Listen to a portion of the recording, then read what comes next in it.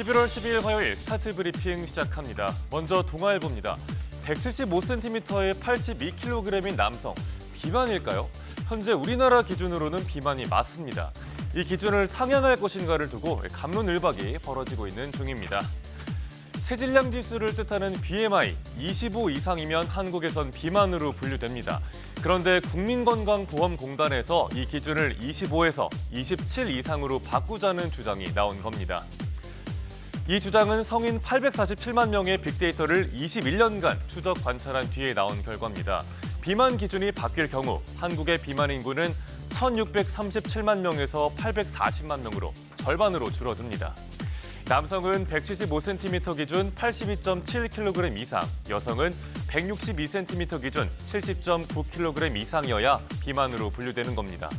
다른 나라들은 어떨까요? 각 나라가 자체적으로 기준을 정하는데 미국은 BMI 30 이상, 중국은 28 이상이면 비만으로 분류합니다. 다만 비만 기준 완화를 신중하게 결정해야 한다는 의견도 있습니다. 비만에 대한 경각심이 무뎌질 우려가 있다는 이유인데요. 신문은 관련 연구가 더 쌓일 때까지 기다렸다가 기준 변경을 검토해도 늦지 않다는 한 전문가의 반론도 함께 실었습니다. 다음 조선일보입니다.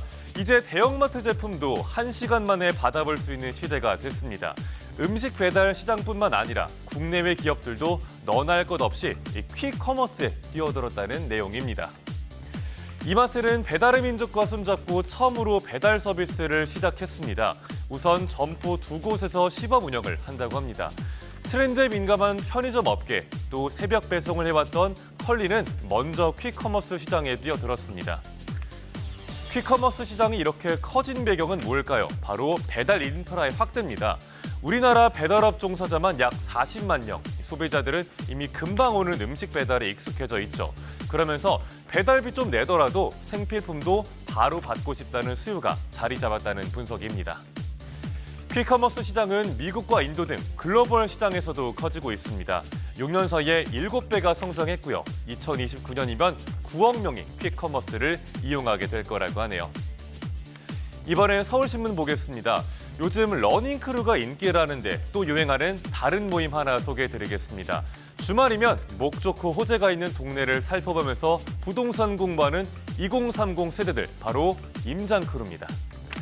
네, 임장크루는 젊은 층 사이에서 부동산 투자와 내 집 마련에 대한 관심이 높아지면서 등장했습니다. 주말에 데이트를 하거나 나들이 가는 대신 부동산 답사를 다니는 겁니다. 당장 투자할 돈은 좀 부족하더라도 나중에 살고 싶은 지역의 아파트를 둘러보면서 공부를 하는 게 목적입니다. 전문가를 만날 수 있는 모임을 통해서 내공을 쌓고 부동산 투자를 준비하려는 겁니다. 20, 30대의 주 투자처는 이미 주식에서 부동산으로 바뀌는 중인데요. 주식과 채권을 팔아서 집을 산 20, 30대가 2022년엔 5.9%였는데 올해는 17%로 늘었습니다. 다만 과도한 관심이 투자 과열로 이어질 수 있다는 우려도 나옵니다. 신문은 무리한 갭 투자 등 과도한 투기가 되지 않게끔 모니터링이 필요하다는 전문가 조언도 전하고 있습니다. 다음 기사 보겠습니다. 라이프핵이란 단어 들어보셨나요? 제품을 용도와 다르게 활용하는 아이디어를 뜻하는 개념인데요. 고물가 시대에 필요한 물건 내가 직접 만든다는 소비자들이 많아지면서 이렇게 라이프핵 트렌드가 뜨고 있습니다. 최근 SNS 보면 다이소 물품으로 가구나 인테리어 용품 만들기 영상을 많이 접할 수 있습니다. 벽 선반과 타원형 트레이를 접착제로 붙여서 협탁을 만드는 식인데요. 아이디어가 참 참신하죠. 단돈 13,000원으로 근사한 가구 하나 마련한 겁니다. 또 데코 타일을 사서 시공하는 등 인테리어를 직접 하는 이들도 늘고 있습니다. 접착제 등 관련 제품 매출도 덩달아 뛰었고요. 이렇게 내가 직접 만드는 DIY, 또 라이프에게 유행하는 배경, 우선은 고물가입니다. 하지만 그 외에도 내가 창의적인 제품을 만들었다는 뿌듯함이나 자기 효능감도 있다는 분석입니다. 이런 소비자들은 자신이 재창조한 방법으로 제품을 즐겨서 모디슈머라고도 불리죠. 비용도 아끼면서 성취감도 얻을 수 있는 소비 트렌드 소개해드렸습니다. 마지막 중앙일보입니다. 통합 돌봄 의료 체계가 잘 갖춰진 일본의 한 지역을 취재한 기사입니다. 편하게 집처럼 느껴지는 병원, 또 집을 직접 찾아가는 의사로 요약을 할 수가 있는데 이런 시스템 덕에 일본에선 집에서 임종을 마는 노인들이 늘고 있습니다. 네, 일본 나가노현으로 가보겠습니다. 얼핏 보면 전원주택 같아 보이죠? 네, 보이지만 방문간호 서비스를 제공하는 진료소입니다. 이런 의료 돌봄 서비스가 일본 곳곳에 퍼지면서 일본인의 의료기관 사망 비율은 70% 아래로 내려왔습니다.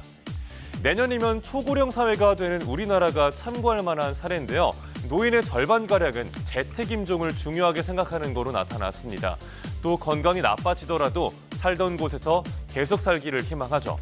하지만 우리나라 사망자 4명 중 3명은 의료기관에서 임종을 맞았습니다.